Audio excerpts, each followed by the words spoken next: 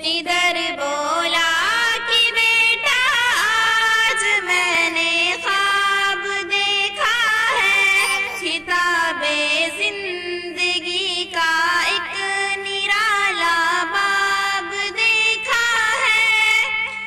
یہ دیکھا ہے کہ میں خود آپ تجھ کو ذبح کرتا ہوں، خدا کے نام سے تیرے رہوں میں ہاتھ بھرتا ہوں۔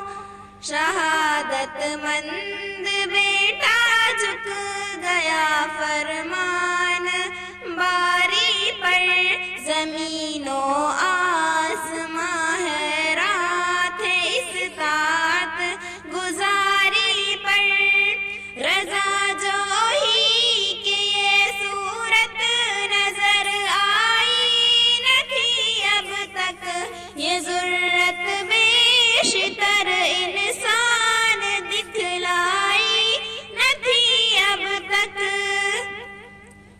کہا فرزند نے باپ اسماعیل صابر ہے، خدا کے حکم سے بندہ بھائے تعمیر حاضر ہے، مگر آنکھوں پہ اپنی آپ پٹی باندھ لیجیے گا، میرے ہاتھوں میں اور پیروں میں رسی باندھ دیجیے گا، مبادا آپ کو صورت کے میری رحم آ جائے، مبادا میں تڑپ کر چھوٹ جاؤں ہاتھ تھرائے۔ پسر کی بات سن کر باپ نے تعریف فرمائی کہ رسی اور پٹی باندھنی ان کو پسند آئی۔ ادھر تھا مطمئن بیٹے کے چہرے پر بہائی تھی، چھری حلقوں میں اسماعیل پر چلنے ہی والی تھی۔